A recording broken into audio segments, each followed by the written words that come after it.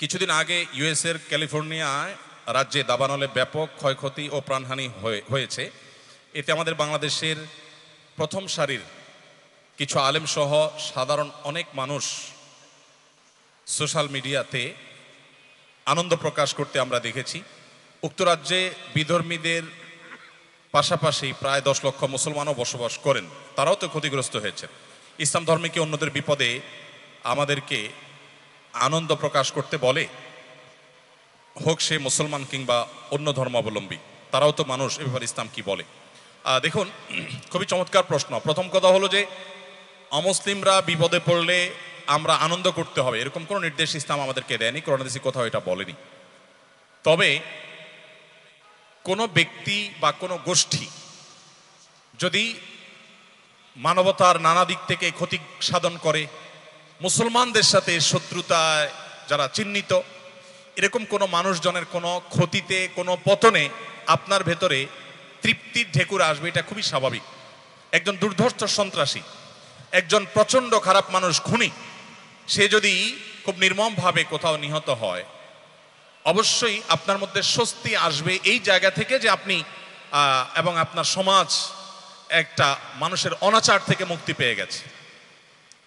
সব ক্ষেত্রে খুব বেশি আহামরি সুশীল হওয়া, এটা বেশিরভাগ ক্ষেত্রেই শয়তানি, এটা হলো মূল কথা।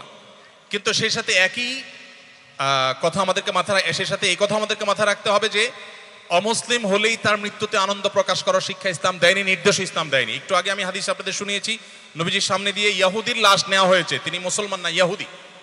নবী সাল্লাল্লাহু আলাইহি সাল্লাম সম্মান প্রদর্শন করেছেন দেখে জিজ্ঞাসা করা হলো যে ইয়াহুদির লাশ গেল, আপনি সম্মান দেখাতে গেলেন।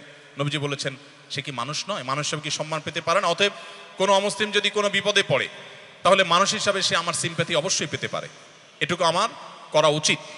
কিন্তু একটা জায়গা অশ্লীলতার সয়লাভ সেখান থেকে ছড়ানো হয়, নোংরামের সয়লাভ ছড়ানো হয়, গোটা পৃথিবীকে ধ্বংসের দিকে নিয়ে যাওয়া হয়।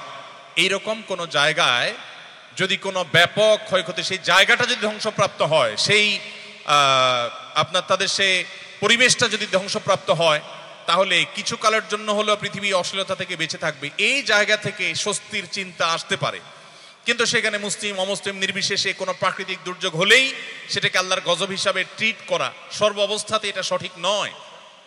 তবে আমরা এটা জানি, ইতালির পম্পেও নগরী সেখানে পাপের নগরী হিসাবে কুখ্যাতি ছিল, সেটি ধ্বংস হয়েছে একটি আগ্নেয়গিরিতে।